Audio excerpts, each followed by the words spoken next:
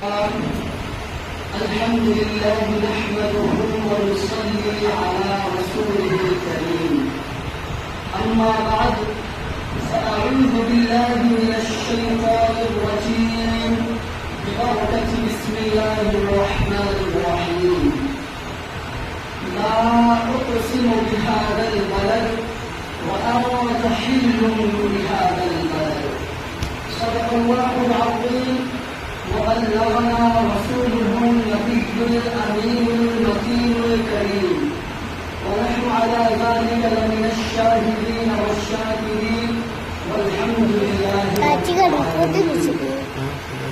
میرے معزز بزرگوں، آئیے سب سے پہلے آقائے نامدار مدنی تاجدار سرکار کل فخر رسول یعنی صلی اللہ علیہ وآلہ وسلم کی بارگاہ بے پناہ کو نہایت ہی عقیدت اور محبت کے ساتھ درود پاک پڑھنے کی سعادت حاصل کرتا ہوں. سیدنا مولانا محمد وبارک وسلم صلاۃ و سلام علیہ. آپ پڑھے ہیں قرآن شریف؟ آپ قرآن شریف پڑھے ہیں؟ صلی اللہ تعالی علیہ وآلہ وسلم. یہ جو مہینہ چل رہا ہے ذوالقعدہ کا مہینہ، اردو تاریخ آج 23 تاریخ ہے اور آپ کی جو انگریزی کی تاریخ ہے وہ 21 تاریخ ہے. یہ ذوالقعدہ، یہ لفظ ذوالقعدہ کے لفظ سے اس مہینہ کو ذوالقعدہ کا نام کیوں رکھا گیا؟ اور بھی کچھ مہینے نام رکھا جا سکتا تھا مگر کیوں ذوالقعدہ ہی رکھا گیا؟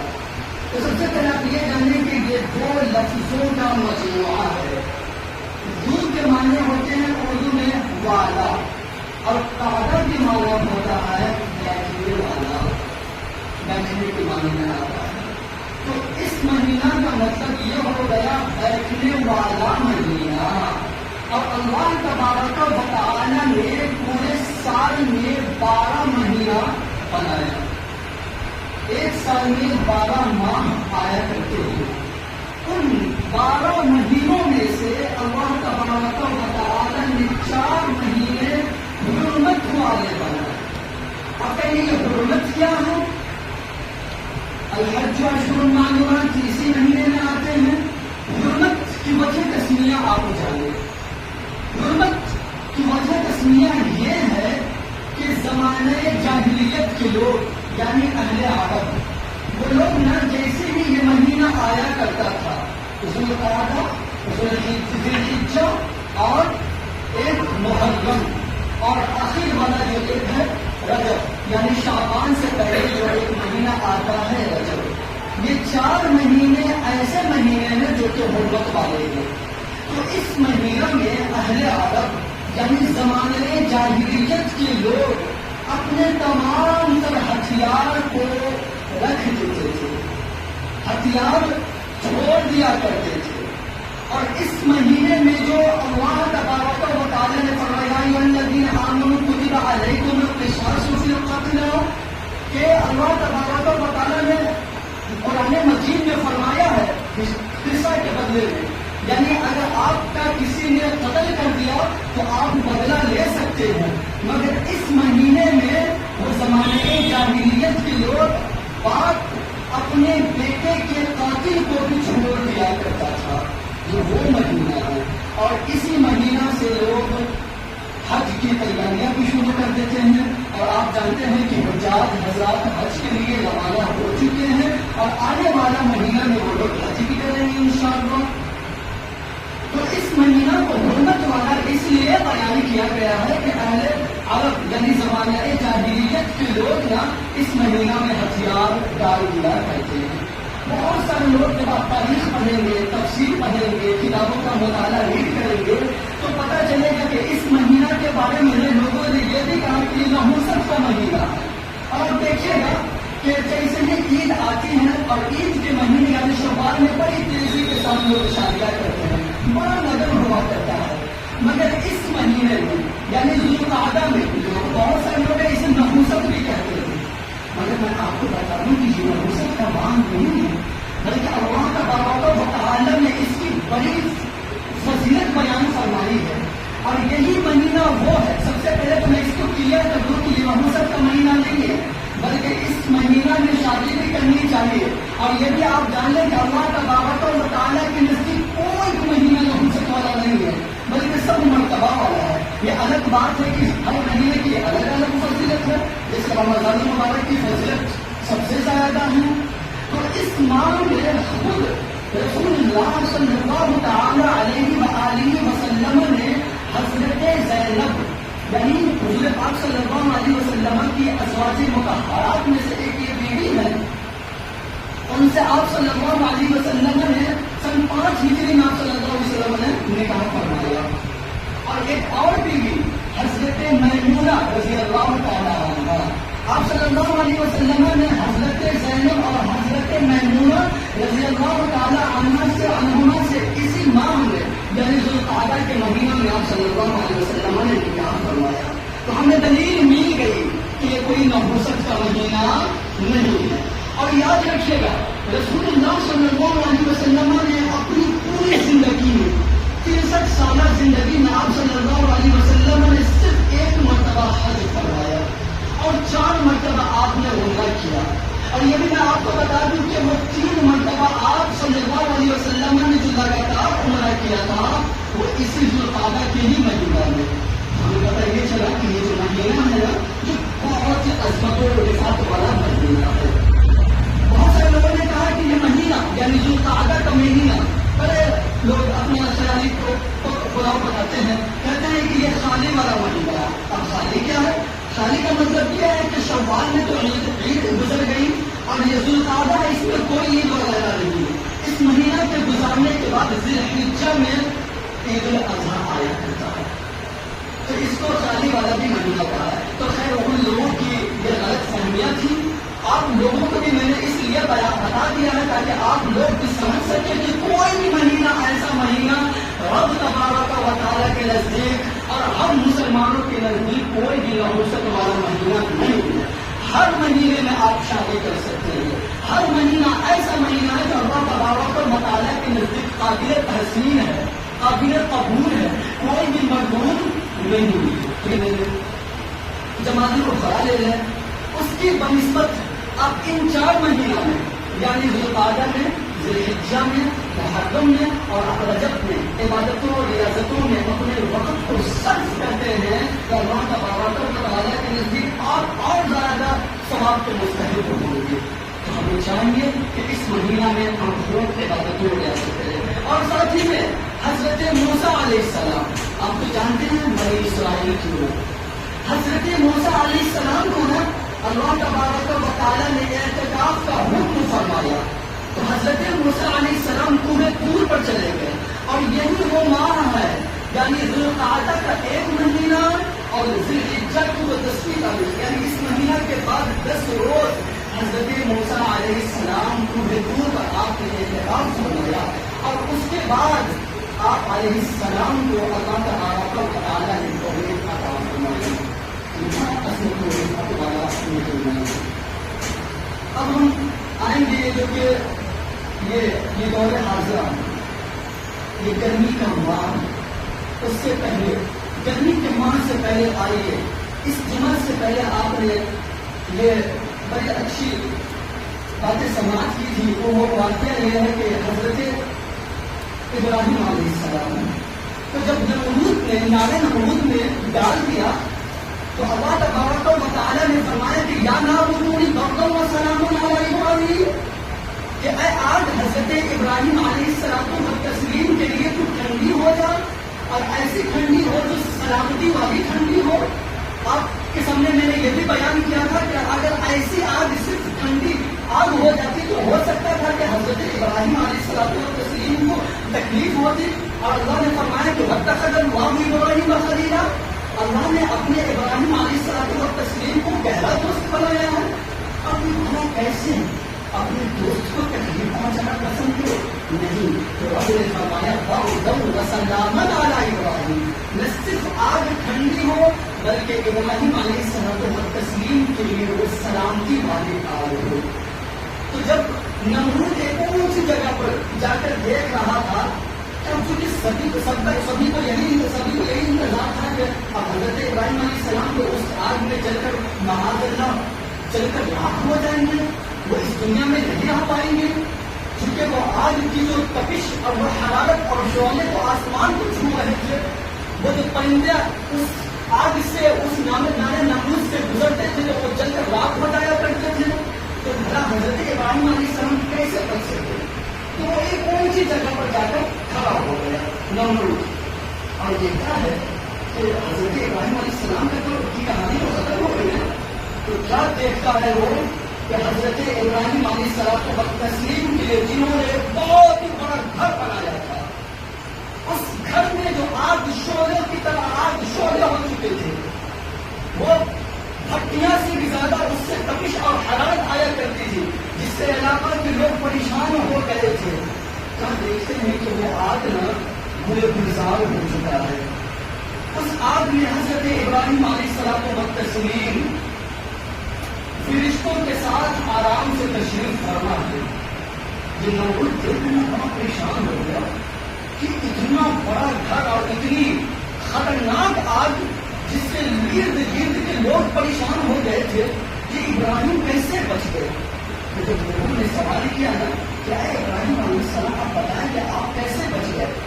تو فرمایا حضرت ابراہیم علیہ السلام کو تسلیم ہے کہ ہر آدمی فضل ربی، یہ میرے رب تبارک و تعالیٰ کے فضل سے ہوا۔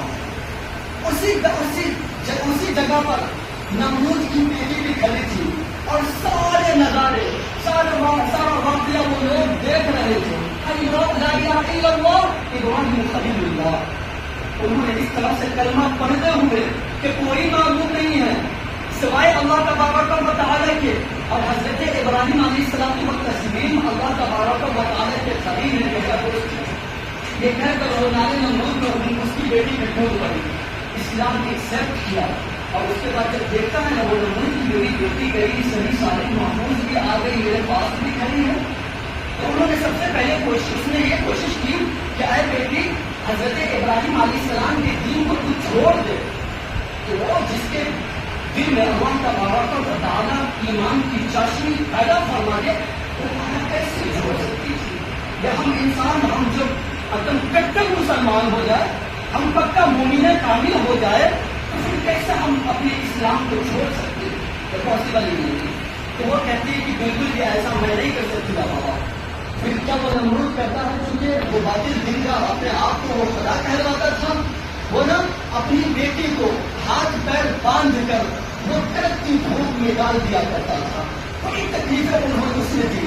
اس کے بعد اللہ تبارک و تعالیٰ کی رحمت کو جوش آئی، رب تبارک و تعالیٰ کو پسند نہ آیا تو اللہ تبارک و تعالیٰ نے حضرت جبرائیل علیہ السلام کو حکم فرمایا، اور وہ حضرت جبرائیل علیہ السلام کو تسلیم جاتے ہیں اور اس لڑکی کو اٹھا کر وہ کڑکتی دھوپ میں اس بچی کو لگایا ہوا تھا اس کا باپ، اس بچی کو اٹھا کر اس لڑکی کو اٹھا کر وہ حضرت ابراہیم علیہ السلام کو تسلیم کی بارگاہ میں لے جا کر دے دیتے ہیں، اور وہ لڑکی اتنی قابل تحسین وہ لڑکی ہوئی کہ اس لڑکی کی شادی حضرت ابراہیم علیہ السلام نے اپنے بیٹے سے کروائی، اور اس کے بعد اس بیٹی سے اللہ تبارک و تعالیٰ نے 20 نبیوں کی ولادت فرمائی۔ اور دیکھیں نا یہ گرمی کا موسم، ہم لوگ پریشان حال ہیں، ہم لوگ بہت سارے لوگ الکمالات قسم کے ہیں تو آپ اے سی میں رہ رہے ہیں، اور بعد لوگ پنکھے میں رہ رہے ہیں، ان سے بھی تو تھوڑے کم ہیں۔ بہت سارے لوگ ایسے ہیں جن کے پاس نہ پنکھے نہ اے سی نہ کولر نہ ہوا کا کوئی ذریعہ نہیں۔ جب آپ خبر پڑھیں گے تو پتہ یہ چلے گا کہ بھارت میں بہت سارے اسکولس کو بند کر دیے گئے اور بہت ساری لڑکیاں بے ہوش ہو چکی تھی، یہ کچھ دن کی خبر ہے، کل یا پرسوں ترسوں کی خبر ہے، اور بہت سارے لوگوں کی موت بھی واقع ہو گئی ہے۔ یہ انڈیا کی بات ہے، اور پاکستان میں بھی کئی لوگوں کی موت واقع ہو چکی ہے۔ مجھے لوگوں کبھی آپ نے غور کیا؟ اے مسلمانوں کبھی آپ نے غور کیا کہ ایک وہ سورج جو 9 کروڑ میل کی دوری پر ہے، 9 کروڑ میل کی دوری پر ہے، 9 کروڑ فاصلے کی برابری پر وہ ہے جو زمین سے لے کر سائنس تک کہتے ہیں کہ اس زمین سے اس کا فاصلہ دیکھا جائے اس سورج کا تو جو 9 کروڑ میل ہے، اس گرمی کی وجہ سے آج ہم پریشان حال ہیں.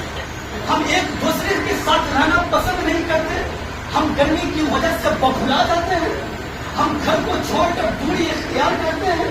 اللہ اکبر، کبھی آپ نے سوچا کہ وہ سورج جو 9 کروڑ میل کے فاصلے کے برابر ہے، وہ قیامت کا میدان ہوگا، نفسی نفسی کا عالم ہوگا، 50,000 سال کا وہ دن ہوگا جس دن میں رب تبارک و تعالیٰ کے حکم کے مطابق وہ سورج جو 900 کروڑ میل کے برابر ہے، وہ 1 کلو میل کے برابر آ جائے گا.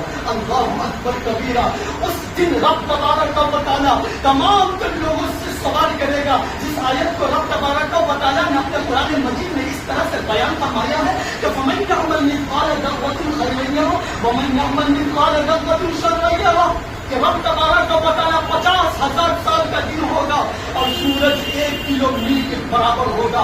اللہ اکبر. یہ جو زمین آپ دیکھ رہے ہیں، کوئی ایسی نہیں ہوگا، کوئی پنکھا نہیں ہوگا، کوئی درخت نہیں ہوں گے، کوئی یہ بلڈنگس نہیں ہوں گی، تو کچھ بھی کوئی چیز کا یہ نام و نشان باقی نہیں رہے گا. اس دن اللہ تبارک و تعالیٰ آپ سے پوچھے کہ تم کو میں نے زندگی دی، تم نے اس زندگی کو کب گزاری. یہ جامع ترمذی حدیث شریف ہے. جس حدیث شریف کا میں نے 30 حدیث کا آج میں نے مطالعہ کیا کہ آپ لوگوں کو بتاؤں اور اس جو گرمی کا موسم ہے اور وہ قیامت کے منظر کو آپ کے میں ذہن نشین کر دوں. رسول اللہ صلی اللہ علیہ وسلم نے فرمایا کہ جب تک رب تبارک و تعالیٰ لوگوں سے یہ سوال نہ کر لے، وقت تک اس کا قدم اس کے پیر ہل نہیں سکتے. اب بتائیں نا، وہ قیامت کا میدان ہوگا، گرمی اس قدر ہوگی، سورج اس قدر نزدیک ہو چکا ہوگا کہ ہم لوگوں کے بدن سے اس طرح سے بدبو، اس طرح سے پسینہ نکلے گا کہ اللہ اکبر. ہر لوگ جو برے لوگ ہوں گے ان کے اعمال کے مطابق، حدیث شریف کا مفہوم شریف میں آپ کو بیان کر رہا ہوں، کوئی کسی کے پسینے نہ اس گھٹنوں کے بل ہوں گے، کسی کے جہاں ناک تک ہوں گے، کسی کے سینے کے برابر ہوں گے، کسی کا منہ کے برابر ہوگا، اور بہت سارے لوگ تو ایسے ہوں گے اللہ اکبر کبیرہ کہ اس پسینہ میں تیر رہے ہوں گے. اللہ اکبر. اس دن رب تبارک و تعالیٰ آپ تمام تر لوگوں سے یہ نہ سوچے گا کہ آپ کی بری بخشش کر دی جائے گی. رب نے فرما دیا فَمَن يَعْمَلْ مِثْقَالَ ذَرَّةٍ خَيْرًا يَرَهُ وَمَن يَعْمَلْ مِثْقَالَ ذَرَّةٍ شَرًّا يَرَهُ. اے لوگوں، آج کی اس چھوٹی سی معمولی سی گرمی کی وجہ سے ہم لوگ ایک دوسرے سے بے چین ہو جاتے ہیں. ہم لوگوں کی موت باتیں ہو جاتی ہے، ہم لوگ اے وغیرہ کا سہارا لیتے ہیں. مگر کبھی آپ اپنے آواز نہیں اٹھاتا کہ رب تبارک و تعالیٰ جب ہمیں اس دنیا سے اٹھا لے گا، قیامت کا میدان تو ہونا ہے نا، یہ حق ہے. اور پھر قیامت کے میدان سے پہلے قبر بھی تو آنی ہے نا. اس وقت جو پہلی منزل ہے، اس منزل ہے کہ رب تبارک و تعالیٰ اگر ہمارے اعمال اچھے نہ ہوئے، اگر رب نے فرما دیا کہ اس کی قبر میں آگ کے شعلے لگا دیے جائے، آگ بھڑکا دی جائے، تو آج تو ہم پنکھا لائٹ وغیرہ آ جاتی ہے تو ہم تو ہمیں تھوڑی آسانی بھی ہو جاتی ہے، آرام بھی مل جاتا ہے. مگر اس قبر میں بھی کوئی پنکھا ہوگا کیا؟ اس قبر میں بھی کوئی ایسی ہوگی کیا؟ اس قبر میں بھی کوئی درخت ہوگا کیا؟ تو آپ کا جواب آگا آپ اس طرح سے کیسے ہو سکتا؟ تو اے لوگوں، اپنے اعمال کو دیکھیں، محاسبہ کریں کہ کیا ہم ایسے ہیں جو ہماری قبر صحیح سے گزر سکے؟ کیا ہم ایسے ہیں؟ بلکہ کہنے کا وہ 5 چلے وہ اس کو بتاتے ہیں، کتنے افسوس کی بات ہے، اسے بھی آپ سنیے گا. رسول اللہ نے فرمایا کہ اے لوگوں، جب تک رب تبارک و تعالیٰ آپ سے 5 سوالات نہ کر لے، وقت تک آپ کے قدم ہل نہیں سکتے. وہ کیا ہے؟ رب فرمایا میں نے تم کو زندگی دی تھی، اس زندگی کو تم نے کب گزاری؟ کیا اس جوانی کو لے کر تم نے چوک چوراہے پر اور مارکیٹوں میں اپنے وقت کو صرف کیا؟ رب تبارک و تعالیٰ فرمایا تھا اقیموا الصلاۃ وآتوا الزکاۃ فإذا قضیت الصلاۃ فانتشروا فی الارض.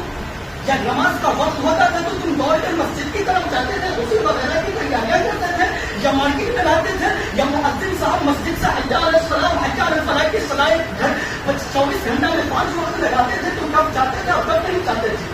اور یاد رکھیے گا، وہاں اے سی نہیں چل رہی ہوگی اور گرمی کی وجہ سے لوگوں کے بھیجے باہر نکل رہے ہوں گے.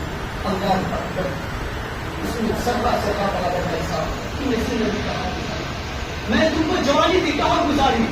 تم کو میں نے اتنے سارے پیسے دیے اور ساتھ میں یہ بھی یاد رکھیے پوچھے گا، فرمائے گا کہ تم کہاں سے کمائے؟ ایسا تو نہیں نا کہ حرام چوری تم نے کی تھی، حرام کاری تم نے کی تھی، غلط جگہوں سے تم نے پیسہ کمایا تھا اور اسے غلط جگہوں پر بھی استعمال کر دیا؟ میرا آپ کا رب تبارک و تعالیٰ آپ سے سوال کرے، تم کو میں نے یہ جسم دیا، آنکھیں دی، پیر دیا، ہاتھ دیے، کان دیے، ان تمام نعمتوں سے ہم نے تمہیں نوازا، اس جسم کو تم نے کہاں کھڑایا تھا؟ اب یاد رکھیے گا، آج آپ سے میں کہہ دوں گا کہ چلے 5 منٹ کے لیے آپ چلے دھوپ میں کھڑے ہو جانا، کہیں آپ سب پاگل ہو گئے گا، ہمیں تو لو لگ جائے گی، ہماری تو حالت خراب ہو جائے گی، طبیعت خراب ہو جائے گی، مگر وہ قیامت کا میدان جو 50,000 سال کا ایک دن ہوگا، جس دن رب تبارک و تعالیٰ تمام تر چیزیں دکھا رہا ہوگا، اس دن یہ چیز بھی آئے گی کہ لوگوں تم نے میرے گھر کے لیے اس پیسہ کا انتخاب کیا تھا جس پیسے کی مارکیٹ میں کوئی قیمت نہیں ہوا کرتی تھی، 1 روپیہ تم دیتے تھے، تم 2 روپیہ دیتے تھے، اور تمہاری تنخواہ کیا ہوتی تھی؟ 50,000، 60,000، 70,000، 1,00,000، 20,000، 10,000، اور جب جمعہ کا دن آیا کرتا تھا تو تم ڈھونڈتے تھے کہ 2 روپیہ کہاں ہے، 1 روپیہ کہاں ہے؟ کیا تم کو میں نے اس لیے زندگی دی تھی کہ تم ہمارے گھر کے 1 روپیہ نکالو؟ جب رب تبارک و تعالیٰ غضبناک ہوگا، اور یاد رکھیے گا حدیث شریف کا مفہوم میں بیان کر رہا ہوں، اس دن نبی بھی حضرت نوح علیہ السلام، حضرت آدم علیہ السلام، حضرت ابراہیم علیہ السلام، یہ لوگ خود گھبرا رہے ہوں گے کہ آج میں کسی کی مغفرت سفارش نہیں کر سکتا، اس لیے کہ آج رب تبارک و تعالیٰ اتنا غضبناک ہے، اتنا غصہ میں ہے کہ آج سے پہلے رب میں اتنا غصہ ہوا نہ ہوگا۔ اس دن جب رب تبارک و تعالیٰ غصہ میں ہوگا، اور اس دن دکھایا جائے گا کہ جب مؤذن صاحب جاتے تھے نا مسجد میں تو تم 1 روپیہ نکال کر دیتے تھے، 2 روپیہ نکال کر دیتے تھے، جس پیسے کی قیمت مارکیٹ کبھی نہیں ہوا کرتی تھی، اور پھر وہ نوٹ جو نوٹ پھٹا ہوا تھا اس نوٹ کو دیا کرتے تھے۔ کیا وہ رب تبارک و تعالیٰ جو ساری کائنات کو پیدا فرمایا وہ گھر نہیں بنا سکتا؟ وہ محتاج ہے ہمارے عوام کے؟ بالکل بھی، وہ رب تبارک و تعالیٰ ہمارا محتاج نہیں ہے، بلکہ ساری کائنات رب تبارک و تعالیٰ کی محتاج ہے۔ آپ رب تبارک و تعالیٰ کے محتاج ہو، میں رب تبارک و تعالیٰ کا محتاج ہوں، لہٰذا لوگوں ایسا نہ کریں۔ وہ قیامت کے میدان میں جب دکھایا جائے گا تو کیا آپ کو کتنی شرم ہوگی؟ اور وہ رب تبارک و تعالیٰ جو غصہ میں ہوگا، غضبناک ہوگا، اس وقت آپ کے لیے جو چھوٹی سی رقم جب دیکھے گا، اور ساتھ ہی میں جس رقم کی کوئی قیمت نہ ہو، مارکیٹ میں کوئی ویلیوز نہ ہو، پھر آپ پوچھے گا چلو ٹھیک ہے 1 روپیہ تم نے دیا نا، 2 روپیہ دیا نا، 10 روپیہ دیے تھے نا، وہ پھٹا نوٹ تھا، 100 روپیہ دیے تھے نا، پھٹا نوٹ تھا، جس کی ویلیوز نہیں تھی، کوئی ویلیوز نہیں تھی، تم نے ہمارے گھر کو اس طرح حقیر اور کمتر سمجھا، چلو ٹھیک ہے میں نے تم کو 50,000 روپیہ فلاں جگہ پر فلاں اس طرح سے تمہیں ہم نے دیا۔ ہر چیز رب تبارک و تعالیٰ دیتا، یاد رکھیے گا، ہم محنت کرتے ہیں، جب رب کا نہ ہو تو کچھ نہیں کر سکتے۔ 50,000 کا تم نے کمایا، پوری زندگی میں تم نے لاکھوں کروڑوں روپیز تم نے کمایا، چلو اس کا حساب دو، 500 روپیہ کا حساب دو، 200 روپیہ کا حساب دو۔ اس دن گرمی ہوگی، اور گرمی کوئی معمولی سی گرمی نہیں ہوگی، یاد رکھیے گا، وہ گرمی بھی نا اس قدر گرمی ہوگی کہ آپ ایک سوال کا جواب نہیں دے سکتے۔ لہٰذا ہے مسلمانوں، اے لوگوں، اے پٹنہ کے رہنے والے لوگوں، آپ رب تبارک و تعالیٰ کے گھر کے لیے اس طرح کے کارنامے کو انجام نہ دیں جو لوگ بھی سنیں تو شرمسار ہو جائے، اور جب رب تبارک و تعالیٰ نا آپ سے ذرہ ذرہ برابر کا حساب دے تو آپ پریشان ہو جائے۔ اور یاد رکھیے گا، یہ بھی بات یاد آ گئی تو بتا دیتا ہوں، یہ بھی حدیث کا مفہوم ہے، یہ مت کہیے گا کہ آپ اس اپنی طرف سے بول رہے ہیں۔ جامع ترمذی کی یہ بھی حدیث ہے کہ جس انسان سے رب تبارک و تعالیٰ غصہ میں حساب لینا شروع کر دیا تو پھر اس کا ٹھکانا جہنم ہے، ایک دم کنفرم کریں، اس کا ٹھکانا جہنم ہے۔ رب تبارک و تعالیٰ بے نیاز ہے، اسے کیا آپ نماز پڑھے نہ پڑھے، عبادت کرے نہ کرے، آپ پیسہ دے نہ دے، آپ مسجد کی مدد کرے نہ کرے، اس کی شایان شان میں نہ کچھ بڑھ سکتا اور نہ کچھ گھٹ سکتا، مگر سمجھنا ہمیں، سوچنا ہمیں ہے۔ اے لوگوں، ہم جب نا کہ آپ جب میں نے اس کیا بتاؤں، بس بھی آپ سمجھیں کہ اے لوگوں، یہ رب تبارک و تعالیٰ آپ کا محتاج نہیں ہے، لہٰذا یہ مسجد شریف، اس مسجد شریف میں وہ رب چاہے نا تو ابھی ہم لوگ آپ سن رہے ہیں، میں سنا رہا ہوں، رب تبارک و تعالی انما امرہ اذا اراد شیئا ان یقول له کن فیکون، وہ رب تبارک و تعالی کی ذات ہے جو وہ کن کہتے تو یہ مسجد اتنی بڑی مسجد ہو جائے گی جو دنیا کی سب سے بڑی مسجد میں اسے شامل کر دیا سکتی ہے۔